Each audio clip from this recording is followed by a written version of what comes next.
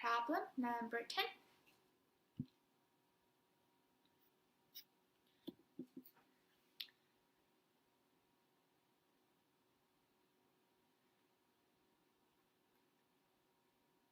Oh, we're using a marker instead of pen. That's why it's so thick. Okay, let's switch back to a pen. Our 10th problem over here. 10. The 10th problem over here is asking us to convert 2.5 into a fraction and a percentage. So we're converting our 2.5 into a fraction and a percentage. So first, let's do fractions. In order to convert 2.5 as a fraction, let's write 2.5 into two parts. 2 plus 0.5. And 2 is just an integer, so let's just write as 2.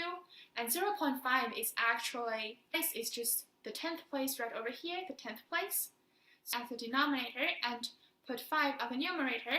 So we have our 2.5. The decimal is the same as 2 plus 5. We need to check whether the decimal or the fraction is in its most simplified form. Simplified form? The answer is no. Why not? Because its common factor is larger than 1. The greatest common factor is actually 5 in this case. So we need to divide both the top number and the bottom number by 5, which gives us 5 over 5 is 1, 10 over 5 is 2.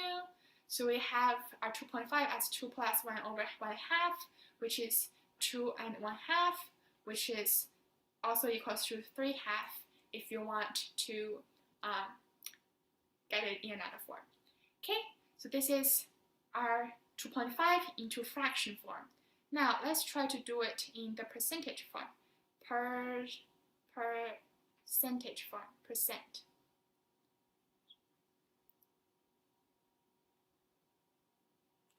Percent.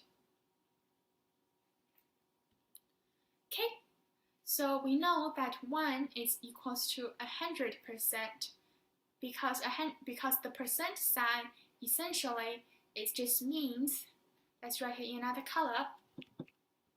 So the percentage sign essentially just means over 100. That's just all that is to the percentage sign.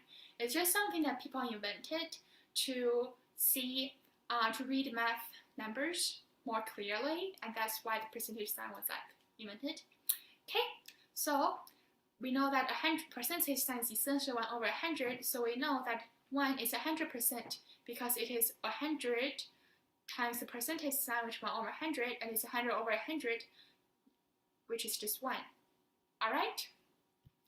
And how do we convert 2 to a percentage? So from the above, we know that 2 in fraction form is actually 3 half.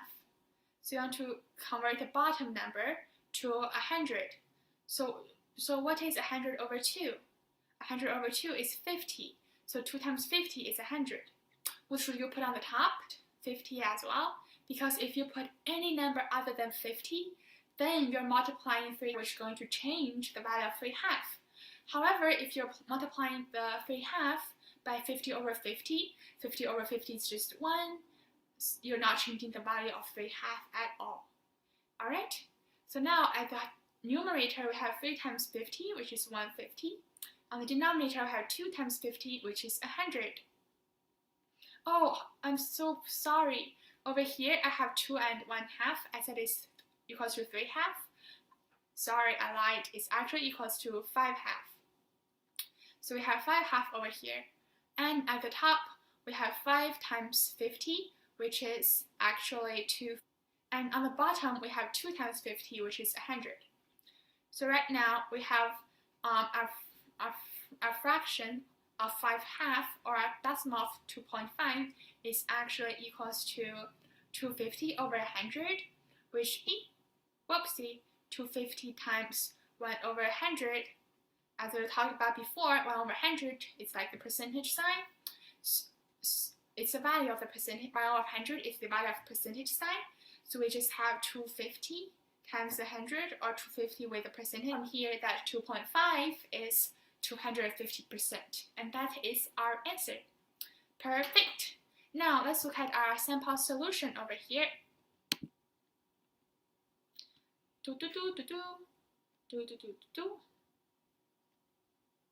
Our sample solution over here, perfect. They just wrote it as 2 and or 5 over half, or 5 over 2. Nice, it's correct. The conversion is correct. Amazing job. Yeah, nice. Let's see what's our next problem.